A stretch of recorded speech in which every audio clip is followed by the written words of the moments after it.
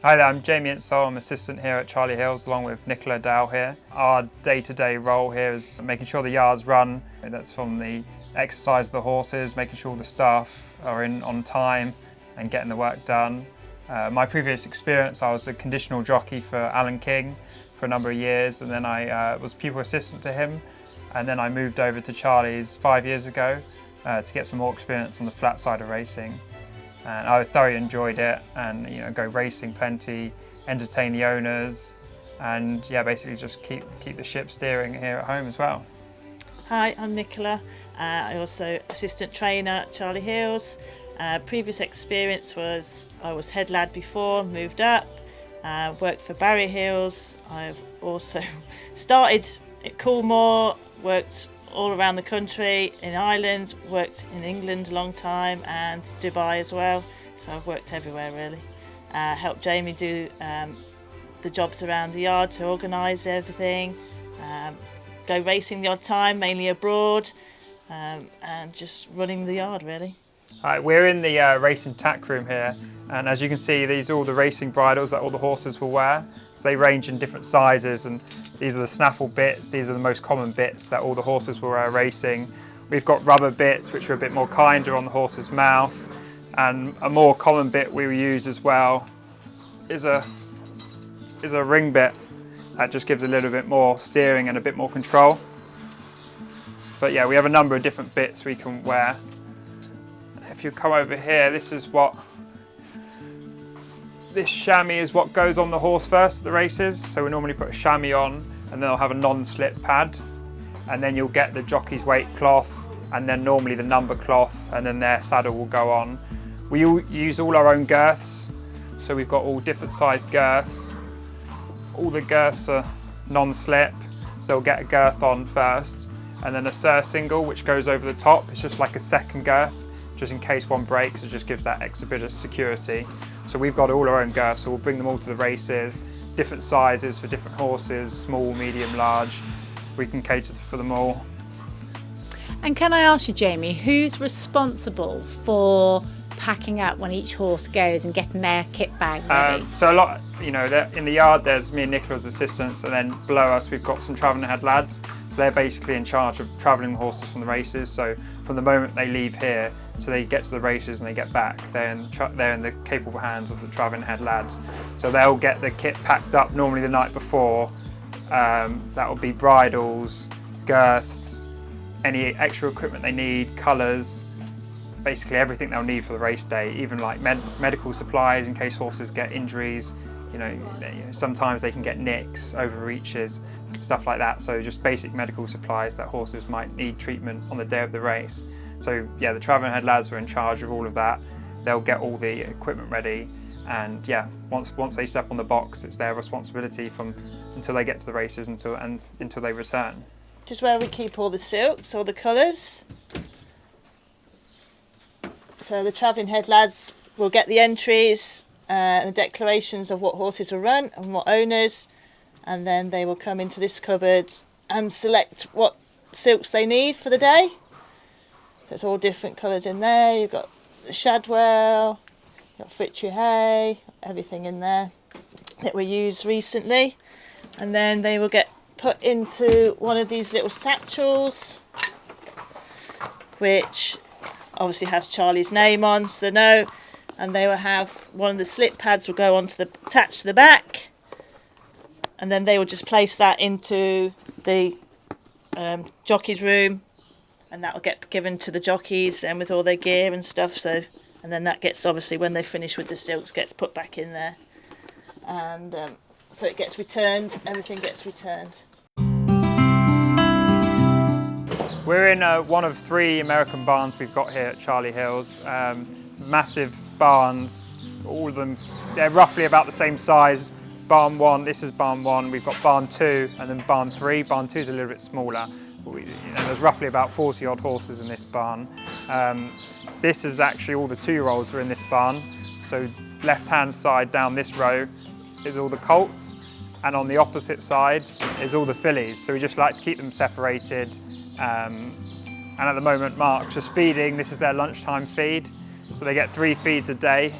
There's a breakfast at about 5:30. The lunch feed goes in about 11:30, and then this afternoon about 5:15 they'll get their dinner feed.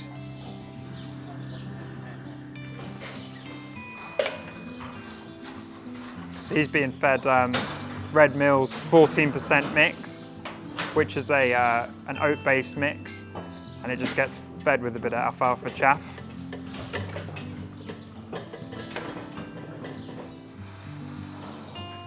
This is our riding out list.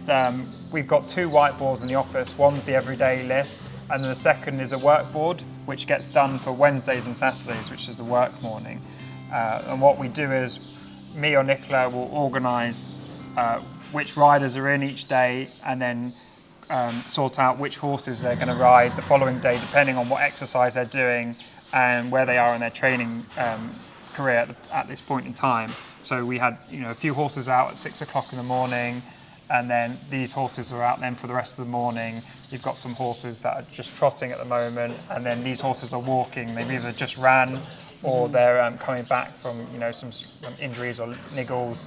We've got Magalak, he's racing today, and Alaskan, who's having a lead out, who ran yesterday.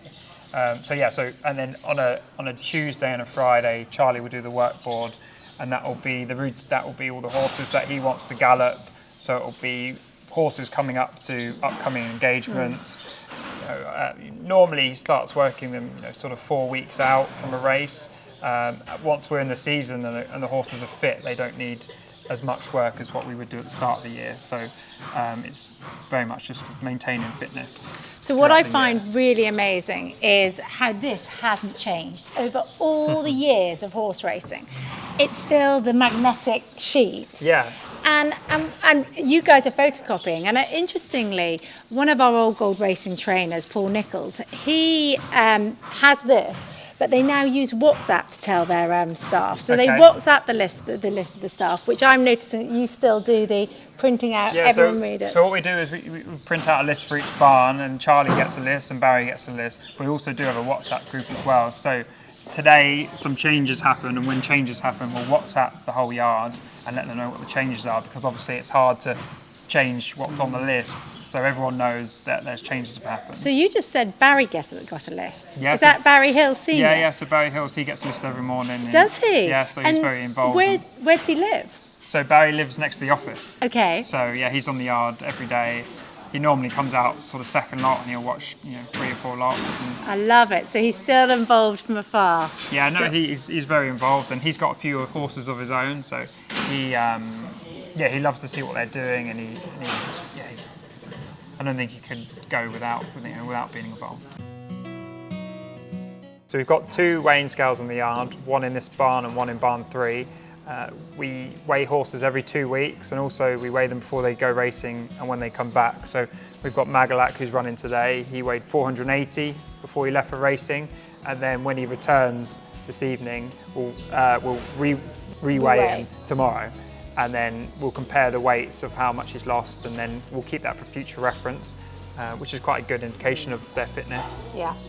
And if they lose, how much would you expect them to lose? On average, they'd probably lose about 10 kilos. Gosh. But obviously horses that go abroad would lose more. Coming back from France or something, with the journey, they might lose up to 15 to 20 kilos. And how do you regain that weight? Are you giving them more feed, or is it just that recovery? No, not necessarily. Their horses will normally recover quite quickly. 3 or 4 days, they normally have just walking. So normally by the end of the week, they're back up to their normal weight.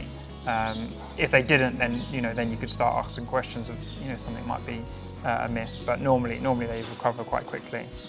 And do you do? I know of old trainers used to do blood tests and things like that. Do you do those regularly, or? Yeah. So if we felt horses had problems, we'd look to blood tests to see if we could find anything, horses but only that were... when you thought there was a problem? Yeah, we wouldn't do it as a regular point of call. It would only be if we were worried about something, or if we thought there was something going around, then we'd obviously go to blood tests. But we also we scope horses quite a bit, so that's where they put an endoscope down the horse's nostril, and what we can see there is we can see if there's any inflammation in the airways, we can see if there's any mucus, and this sort of tells us if there's any airway inflammatory problems which could inhibit the horse's performance, which is probably one of the biggest performance inhibitors. So if we can keep that under wraps, then it's a big plus. Jamie, this is the tack room. How many of these do you have? Does each barn have its own? Yeah, so each barn's got its own tack room. Normally the lads are allocated a barn, so some of them will just work down here, barn 2, so they'll normally keep their tack in the corresponding tack room.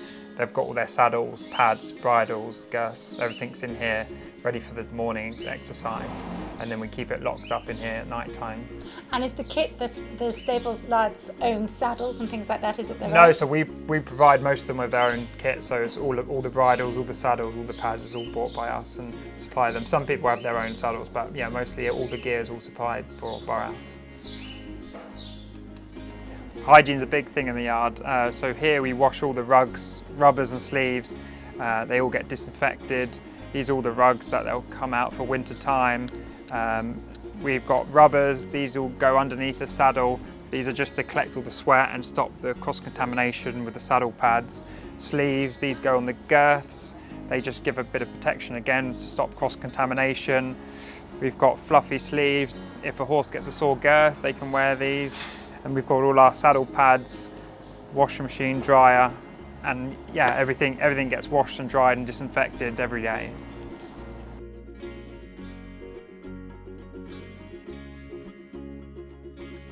Okay, this is the horse walker.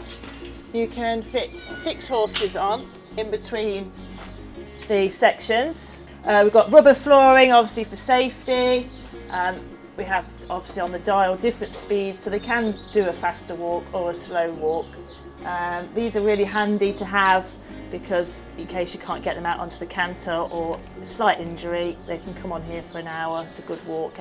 Walking exercise is actually the best exercise. It does go both ways, so you can alternative each way. So yeah, some horses go on pre-exercise, like Racing Breaks Rider does have pre-exercise on the walker. Before he goes out, just loosens them up, makes their muscles warm before they start cantering.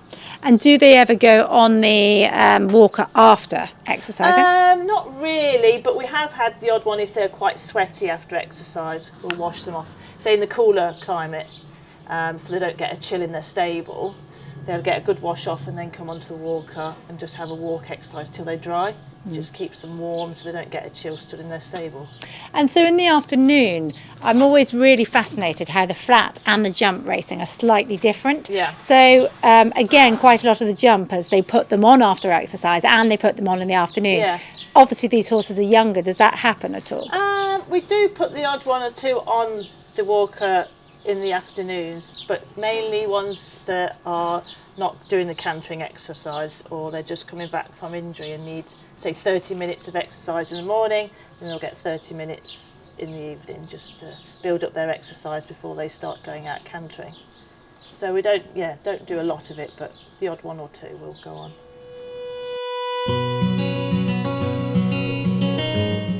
These are the stalls, and we mainly use these with our younger horses, so 2-year-olds before they start racing basically, so they jump out nice and quick. Like Racing Breaks Riders had plenty of stall work because they make a noise, they're padded, and when they've got plenty of horses in, it is quite scary for them. So the more we do with them, the quieter they are on the day and the better they run. Does Racing Breaks Rider have stall training with other horses alongside? Yes, when we first started the training, he'll just be on his own inside here, just so he was calm and he didn't think anything was going to hurt him. And then we introduced other horses inside, and then we take the stalls outside onto the gallops, and that's where we jump him properly then. And everybody, you have them indoors for what reason? Well, one, just to keep them out of the bad weather really, just because they're quite hard to come by and they're expensive. But we just, because it's more enclosed environment, some horses just feel a bit more secure when it's a bit more enclosed. When they see the wide open gallops and stuff, they just want to run.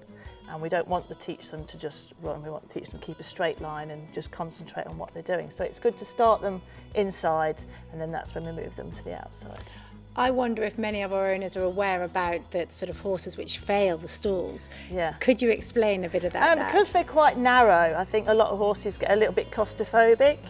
So, and it's a lot of banging when you've got other horses and they're fidgeting around, especially young horses. They fidget, they don't like waiting around for a long time, so they just get a bit agitated and a bit panicky. I think that's the main thing, but that's why we do plenty of stall work with them.